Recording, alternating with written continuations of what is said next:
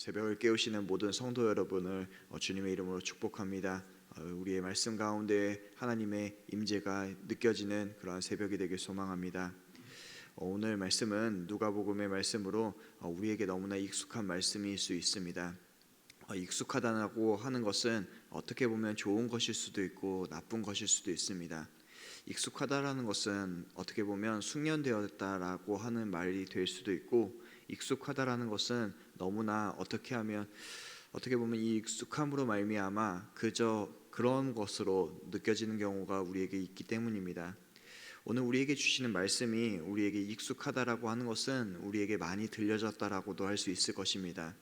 예수님께서 제자들을 부르셨고 그 제자들을 한 명씩 세우심으로 말미암아 우리가 주님의 똑같은 제자가 되었다라고 하는 말씀으로 오늘 말씀이 이해될 수도 있습니다. 우리가 하도 익숙해서 오늘 본문을 내용을 듣지 않아도 이 본문이 어떻게 진행될 것이고 또한 이 본문의 결론은 어떻게 내릴 것이다 라고 우리 스스로가 익숙함에 말미암아 결론을 지을 수도 있는데, 우리가 그렇기 때문에 오늘 말씀을 다시 한번 말씀을 상고하면서 보았으면 좋겠습니다. 그 말씀이 우리에게 익숙함으로 그저 끝나는 것이 아니라, 익숙하다라고 해서 그 부르심마저도 익숙함으로 끝나버리는 것이 아니라 우리에게 주어진 하나님의 말씀이 우리에게 다시금 새로이 새겨져서 그 익숙함을 뒤덮는 하나님의 놀라운 은혜가 이 말씀 가운데 우리에게 다시금 임할 수 있는 그런 시간이 오늘 새벽이 되었으면 좋겠습니다. 오늘 새벽의 본문은 주님이 게네사렛 호숫가에서 이제 제자들을 찾아오신 것으로 말미암아 말씀이 시작되는 것을 우리는 볼 수 있습니다. 게네사렛 호숫가에 예수님께서 배 두 척이 있는 것을 보시고 그 배 중에서 하나의 배, 그러니까 시몬의 배에 오르셔서 육지에서 조금 띄우기를 청하시는 것을 우리는 바라보게 됩니다. 이는 사실상 4장 말미에 무리들이 예수님을 떠나지 못하게 만들고, 또한 그 예수님을 요한복음에서는 왕으로 옹이하기 때문에 예수님께서 그들과 조금 떨어져서 말씀을 전하시기를 원했다라는 것이 바로 5장에 보여지는 모습입니다. 오늘 예수님은 그래서 이 시몬의 배에 올라서 조금 떨어진 상태로 주님의 말씀을 가르치시게 됩니다. 그리고 이 말씀을 마치신 이후에 시몬에게 가서 깊은 데로 가서 그물을 내려 고기를 잡으라고 명하시게 되는 것이죠. 시몬 베드로의 대답은 선생님, 우리는 밤이 새도록 수고하였으되 잡은 것이 없지만은 말씀에 의지하여서 내가 그물을 내리겠습니다 라고 고백하게 되었고, 그들이 말씀에 순종하여서 그물을 내렸을 때 그물이 찢어지도록 많은 물고기를 잡았다라는 것이 우리가 알고 있는 이 말씀의 대략적인 개요입니다. 베드로는 사실상 예수님께서 이 모든 것을 행하라고 이야기하셨을 때 굉장히 불편했을지도 모릅니다. 그는 그 전날 밤새 물고기를 잡으려고 했으나 물고기를 잡지 못하였고, 그물을 씻으며 이제 집에 돌아가려고 할 때 예수 그리스도를 만났기 때문입니다. 물론 예수님의 말씀을 그 앞에서 듣는 것은 매우 복된 일이 아닐 수 없습니다. 그러나 피곤한 몸을 이끌고 이 모든 말씀을 듣는 상황조차 불편했을 수도 있고, 배를 육지 위에 건져내어서 이제 모든 것을 정리하였을 때 예수님을 만난 것도 불편했을지 모릅니다. 그리고 이 모든 것을 마치고 이제 예수님의 말씀을 듣고 집으로 돌아가려고 할 때 주님께서 그들이 다 씻어버린 그물을 다시금 호숫가에 내려서 물고기를 잡으라라고 이야기하시는 이 모든 것이 불편하실 수도 있습니다. 왜냐하면 그 모든 것을 마치고 이제 집으로 돌아가야 그 다음날 새벽과 그 다음날 저녁을 준비할 수 있기 때문이죠. 그런데 문제는 이 베드로가 그 주님의 말씀에 모두 순종해야 했다라는 것입니다. 우리는 이 베드로의 순종이 얼마나 큰지를 그냥 말씀으로 베드로가 순종하였구나라고 생각하며 끝내버리는 경우가 많습니다. 그러면서 우리도 어떻게 순종하여야 되는가에 대해서 고민을 할 때 우리는 베드로처럼 순종할 수 있는가라고 생각을 한다면 우리는 베드로처럼 순종할 수 없다라고 생각하는 경우가 너무나 많다라는 것이죠.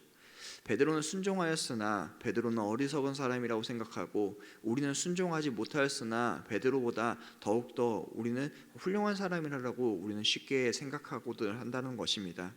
그러나 오늘 베드로가 그 말씀에 의지하여서 하나님 앞에 그 모든 말씀에 순종하였을 때 오늘 감당하지 못하는 하나님께서 부어주시는 은혜를 경험하였다는 사실을 기억하며 우리도 하나님의 말씀 앞에 순종하며 나아갈 수 있었으면 좋겠습니다. 오늘 예수님께서 이 베드로에게 처음으로 이 순종하는 모습 가운데 베드로가 이 어마어마한 경제적인 이득을 얻는 것을 그 다음 가운데 하나님께서 은혜로서 보여주게 됩니다. 많은 사람들이 베드로가 그물이 찢어질 만큼 물고기를 얻었음에, 그리고 또한 그 물고기가 2배에 가득 참에 그 가득 참에 이렇게 채워지게 되는 것을 바라보았을 때 많은 사람들이 주목하는 것은 물고기가 얼마나 잡혔냐라는 것을 주목하게 됩니다. 그러나 우리가 주목해야 되는 것은 이 물고기의 양이 아니라 그물이 찢어졌다라는 것에 주목하는 것이 아니라 오늘 주목해야 되는 것은 다른 점에 있다라는 것입니다. 베드로와 이 4명의 제자들에게 감당할 수 없을 정도의 엄청난 이익이 순식간에 들어왔음에도 불구하고 베드로와 제자들은 지금 2배에 가득 채운 물고기에 시선을 두고 있지 않다라는 점을 우리는 기억해야 됩니다. 그것은 바로 베드로의 고백에 있다라고 있는데, 오늘 성경은 베드로의 고백에 굉장히 큰 강조점을 두고 있다라는 것이죠. 베드로의 고백은 무엇입니까? 주여 나를 떠나소서 나는 죄인이로소이다 라고 하는 고백이 되어집니다. 오늘 성경은 베드로의 사건을 통하여서 우리에게 분명하게 교훈하고자 하는 바가 있습니다. 그것이 무엇이냐면 우리에게 있어서 예수는 누구시며 그 예수 앞에 서 있는 나는 누구인지를 오늘 성경은 우리에게 분명하게 질문을 던지고 있다는 것이죠. 이것은 사실 5장 전체를 꿰뚫고 있는 주제와도 같습니다. 5장 전체를 뚫고 있는 주제는 하나의 주제인데 그것은 5장 32절의 결론으로서 나오게 되는 말씀입니다. 예수님은 레위까지 부르신 다음에 분명하게 자신의 제자 부르심에 대해서, 그리고 또한 이 5장 전체를 통하여서 우리에게 설명하고 싶으신 바가 무엇이냐면 내가 의인을 부르러 온 것이 아니라 죄인을 불러 회개시키러 왔다라고 하시는 이 큰 전제를 우리에게 던져주고 있다는 것이죠. 예수님께서 하시는 이 말씀이 5장 전체의 주제이기도 합니다. 그러니까 시몬 베드로가 지금 제자로서 부름받았다라고 하는 것은 어떻게 보면 우리의 입장으로 바라보는 것입니다. 하나님께서는 제자로 우리를 부르시기 이전에 먼저 우리를 죄인으로서 부르셨다라는 사실을 우리는 기억해야 된다는 것이죠. 그리고 베드로는 이 부르심에 응답하여서 죄인으로서 회개하며 주님에게 떠나달라고 이야기하는 모습을 우리는 바라보게 됩니다. 왜냐하면 이 베드로가 감당할 수 없을 만큼의 의로움과 또한 감당할 수 없을 만큼의 자신의 죄인임을 오늘 말씀을 통하여서 깨달았기 때문이죠. 우리는 말씀을 통하여서 이 사실을 깨닫고 계십니까? 하나님의 말씀을 받아들이며 우리는 매번 나는 죄인입니다, 주님 나의 죄를 용서하여 주시옵소서 라고 회개하며 나아가고 있는지를 우리 모습을 통하여서 다시금 느낄 수 있었으면 좋겠다는 것입니다. 오늘 성경은 우리에게 분명하게 이 사실을 이야기하며 오늘 다른 것을 집중하는 것이 아니라 오늘 베드로가 경험하였던 이 부르심과 이 회개를 우리가 합당하게 받아들이고 있느냐를 오늘 우리는 성경의 말씀을 통하여서 분명하게 알아야 됩니다.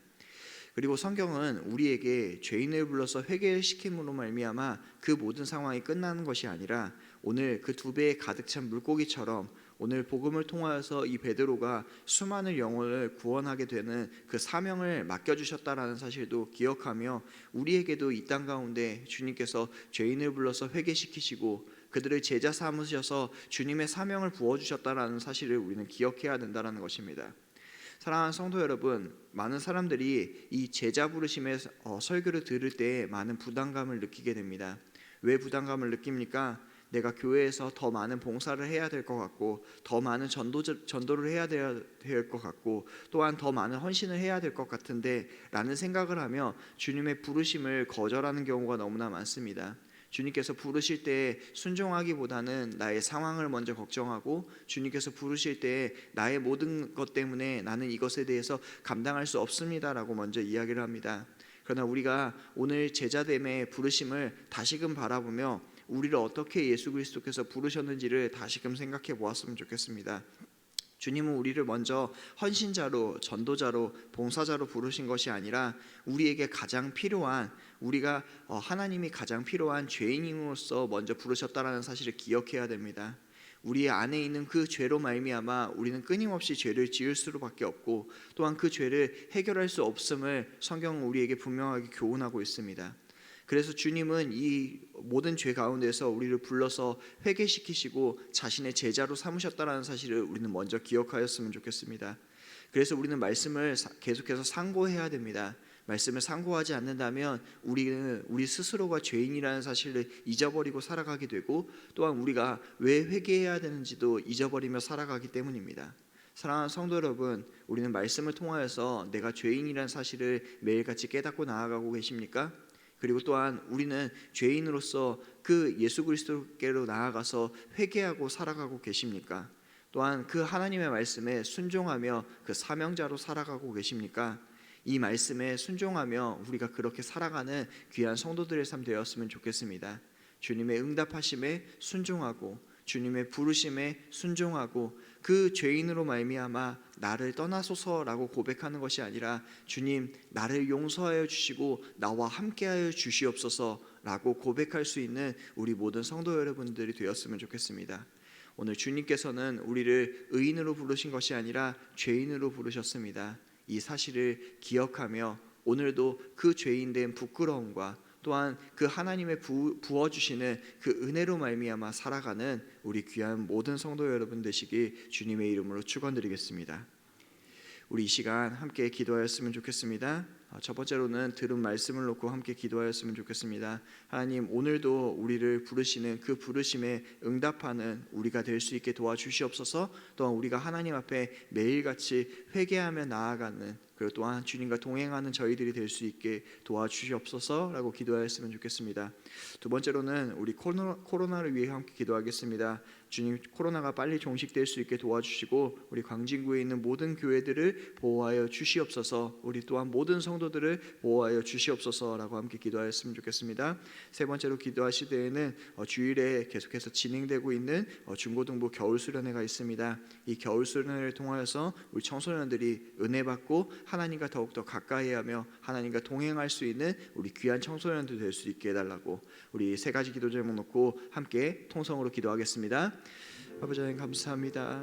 우리에게 말씀을 아버지 하나님 부어주시고 하나님 그 부르심에 응답할 수 있는 아버지 하나님 저희들로 불러주셔서 너무나 감사합니다. 아버지 하나님 우리의 상황과 우리의 여건으로는 주님 그 부르심에 응답하기가 너무나 어렵습니다. 그러나 아버지 하나님 우리와 함께하여 주시고 우리에게 부어주시는 그 은혜로 말미암아 주님 앞으로 나아갑니다. 주님 더욱더 붙잡고 주님과 함께 동행하며 나아갈 수 있는 아버지 하나님 그런 사람들이 될 수 있게 도와주시옵소서. 주님 우리에게 회개하라고 말씀하셨습니다. 아버지 하나님 우리가 회개할 것이 없는 사람들이 아니라 너무나 회개할 것이 많은 사람들입니다. 주님 나를 다시금 말씀을 통하여서 돌아보고 주님 앞으로 회개하며 나아갈 수 있는 저희들이 될 수 있게 도와주시옵소서. 아버지 하나님 너무나 코로나 때문에 우리가 무섭습니다. 두렵습니다.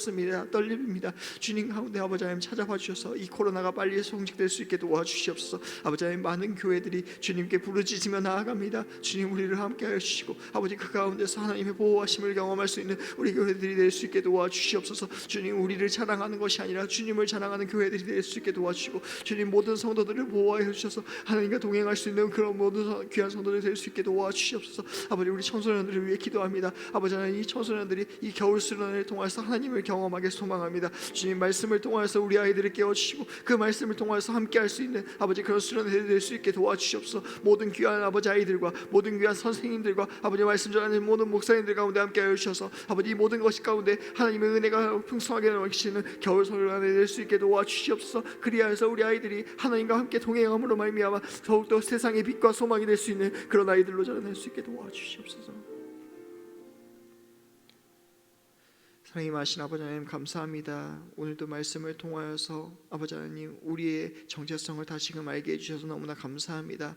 아버지 하나님 잘난 아버지 하나님 우리의 모습으로 사는 것이 아니라 아버지 하나님 못난 모습으로 살아가는 우리의 모습을 다시금 반성하며 주님을 붙잡고 나아갈 수 있는 우리 귀한 성도들의 삶 될 수 있게 도와주시옵소서. 아버지 하나님 우리가 너무나 세상을 살아가는데 두렵습니다. 아버지 코로나로 인하여서 우리가 두렵고 어떻게 살아가야 될지 알지 못하고 있습니다. 주님 모든 성도들과 모든 교회들을 보호하여 주시옵소서. 이 광진구에 있는 모든 교회들을 보호하여 주시고 모든 성도들을 보호하여 주셔서 세상의 빛과 소금의 역할을 다할 수 있는 성도들, 세상의 빛과 소금의 역할을 다하는 교회들로서 자리 잡을 수 있게 도와주시옵소서. 아버지 하나님 우리 아이들을 위해서 또한 기도합니다. 아버지 하나님 매 주일마다 진행되고 있는 우리 중고등부 겨울 수련회를 기억하여 주시고 우리 아이들을 만나 주셔서 말씀 가운데 은혜 받게 도와주시고 우리 아이들이 하나님과 동행하며 하나님을 고백할 수 있는 그런 아이들로 자라날 수 있게 도와주시옵소서. 오늘도 새 날을 시작하려고 합니다. 우리 귀한 성도들 붙잡아 주시고 주님 함께 동행하여 주시옵소서. 감사드리며 사랑이 많으신 예수님의 이름으로 기도드렸습니다. 아멘.